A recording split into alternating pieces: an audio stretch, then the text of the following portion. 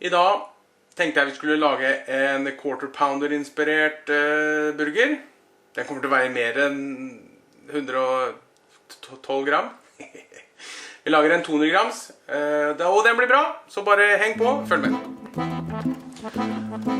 Da gjør vi sånn som vi alltid gjør. Vi starter med mise en place, og gjør klar alle tingene vi trenger. Og som vi også gjorde med kyllingen, så starter vi med kjøttet til slutt. Vi starter ikke med kjøttet, vi avslutter med å skjære kjøttet. Det vi trenger her er veldig lite. Vi trenger ost, løk, suragurk, sennep og ketchup. Kjøtt, salt og pepper. Så er vi der. Husk, det her skal ikke være en quarter pounder. Det skal være liksom inspirert og de samme ingrediensene. Så det blir spennende. Da begynner vi med å skjære opp løken.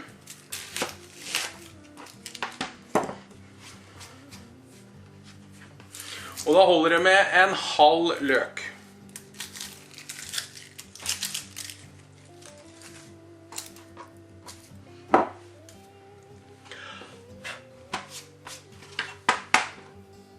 Og da gjør vi sånn som vi gjorde sist. Skjærer av tuppen. Det vi lar være igjen er grosida. Da henger alt sammen. Skjær igjen i tynne skiver, uten å skjære helt igjennom, så den blir hengende fast i seg selv.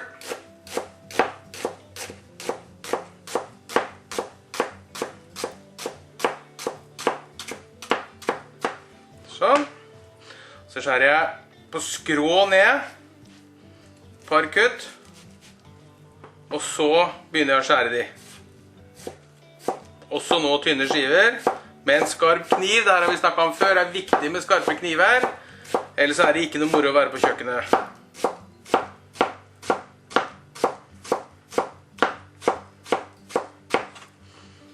Sånn.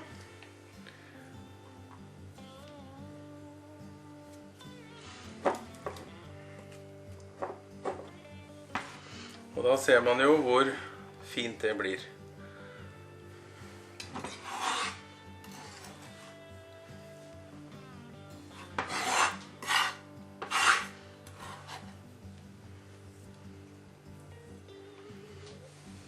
Sånn, setter jeg det til side. Og så begynner vi på, det er vel det ene som skal skjæres opp i denne her faktisk. Så da begynner vi på kjøttet og lager burgerne.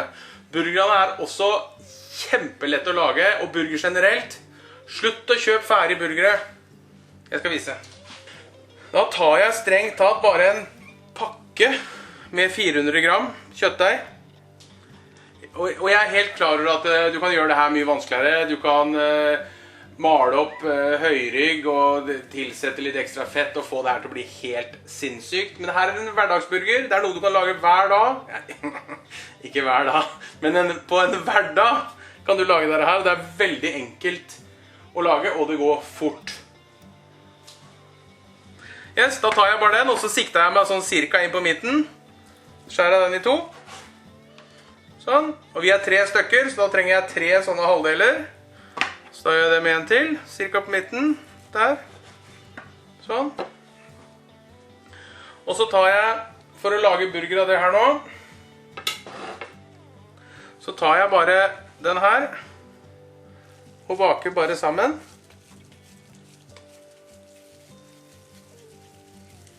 Til en kjøttbolle, holdt jeg på å si, en svær en, uten å kna det for mye.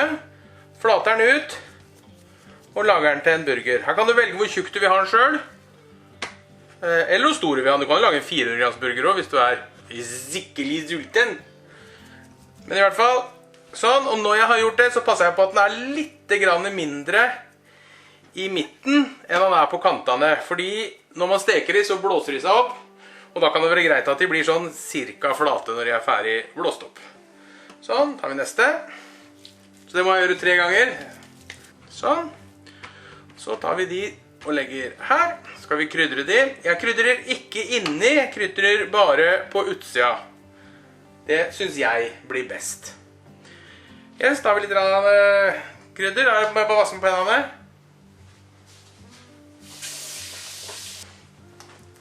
Sånn. Krydder på det her, veldig enkelt. Salt, pepper.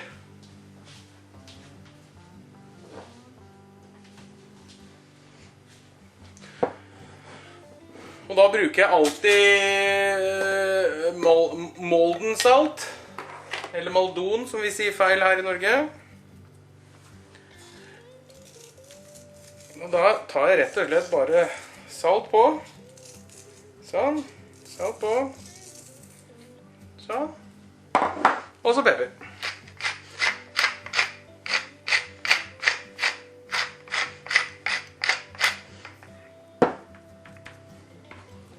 Snur jeg de, og gjør det samme på den siden.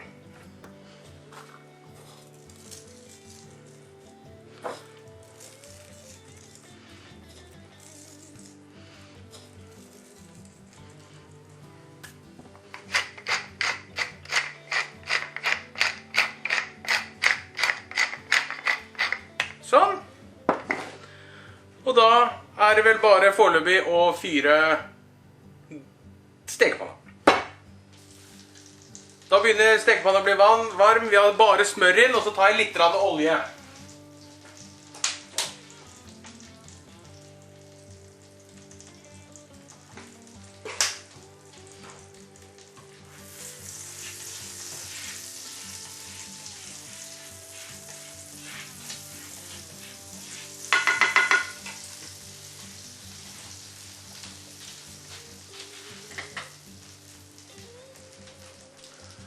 Og så hvis vi får på litt lys, så ser jeg også noe.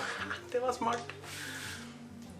Sånn, da slutter jeg å surre i panna. Da legger vi burgerne over.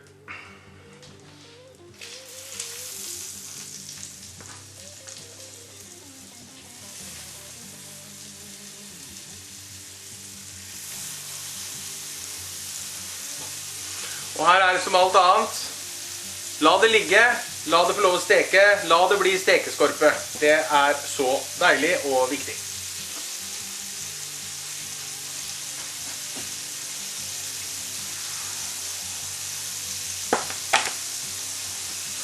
Sånn, og forrige video når vi laget chicken curry, den finner du forresten der, tror jeg. Så var jeg veldig nøye med å fjerne alt jeg hadde brukt å skjære med og alt sånt, og det er jeg ikke så nøye med når det er oksekjøtt.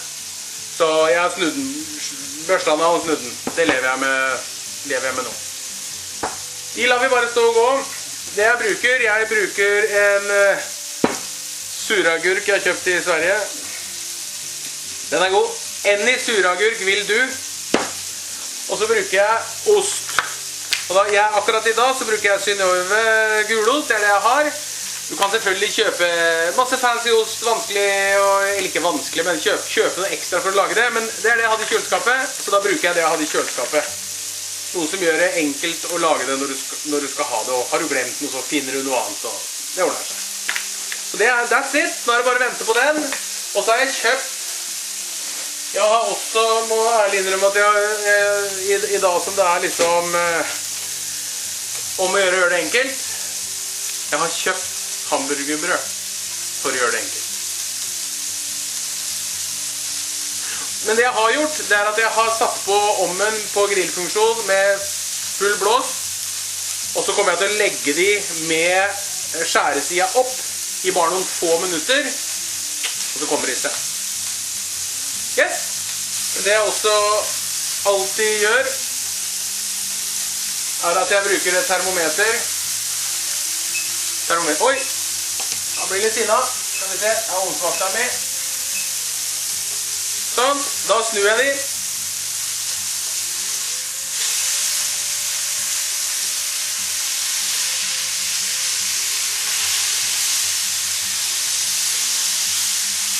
Steker jeg de like lenge på den siden, eller til de er ferdige. Jeg liker de på rundt en 58 grader. Da tar jeg den av temperaturen. Legger jeg litt mer smør i. Og så skal vi baste de litt grann.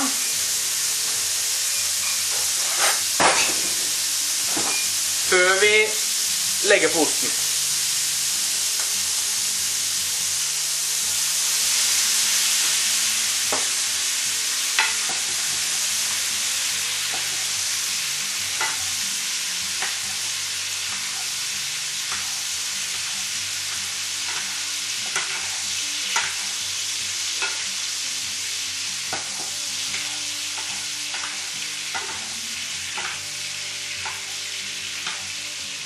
tar det litt lengre tid enn du tror, altså, før jeg er ferdig, bare så det er sagt. Men jeg gjør klar osteskivene. I dag bruker vi 2 på hver, fordi vi er gærne.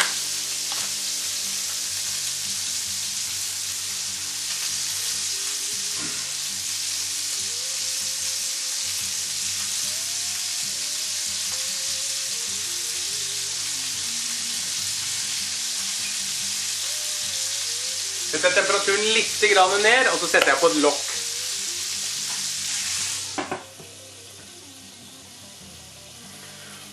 Og det er også for å få osten til å smelte helt. Da begynner vi å nærme oss. Da kan vi ta en temperaturmåling. Jeg vil ha en sånn 60, underkant av 60.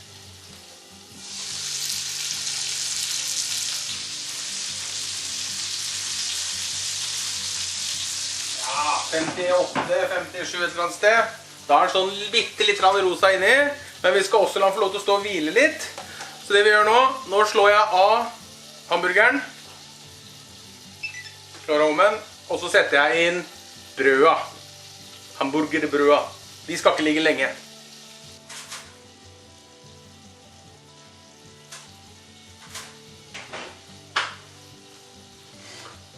Og det er ikke noe vanskelig å velge å gjøre det her også vanskeligere. Du kan bake de selv, for eksempel. Du kan steke hver og en av de i tørr teflonpanne, som også blir jækla fint. Men nå varmer jeg de bare, for det er det enkleste og det kjappeste. Så da bare venter vi på de. Mens burgeren får satt varmen tvers igjennom ordentlig.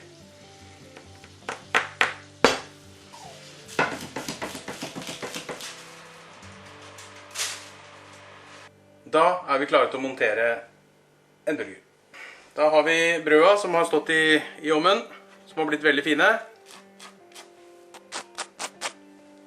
Yes, sånn vil vi ha de. Begynner med litt løk. Det trenger ikke være så veldig mye, men det er litt sånn smak og behag. Jeg er veldig glad i myrløk. Noen andre i huset her er ikke så glad i myrløk. Det er litt forskjellig. Sånn.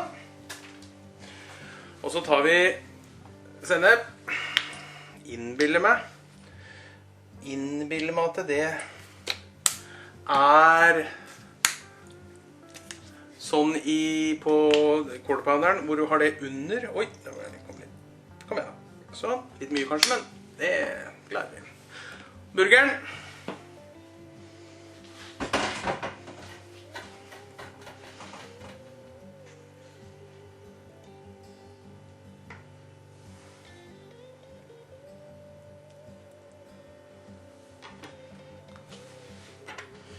Suragurk.